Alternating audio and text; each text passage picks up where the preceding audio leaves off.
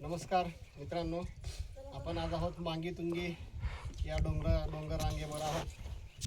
मांगीतुंगी हे डोंगर रांग साधारण गुजरातच्या सीमेवर नाशिक जिल्ह्यामध्ये बागलाण तालुक्यामध्ये आपल्याला हे मांगीतुंगीचा डोंगर पाहायला मिळतो।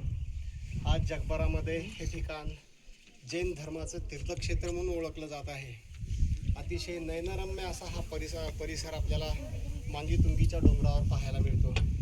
मांगीतुंगीच्या डोंगरावर आज जैन धर्माचं जे तीर्थक्षेत्र आहे त्या माध्यमातून आणि आपल्या सरकारच्या माध्यमातून अतिशय आखीव रेखीव आणि छान अशा पायऱ्या मार्ग तयार केलेला आहे।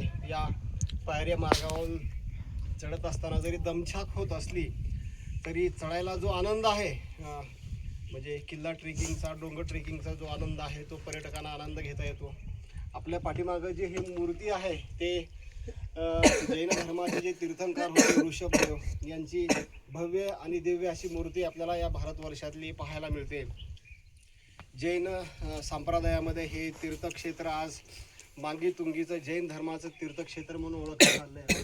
आपल्याला आपल्या पाठीमागचा जो डोंगर दिसतोय, सुळका दिसतोय डोंगर रांगेतला, हा मांगी किल्ल्याचा सुळका आहे आणि पाठीमागं जो दिसतोय आपल्याला हा जो सुळका आहे तो तुंगीचा सुळका आपल्याला पाहायला मिळतो।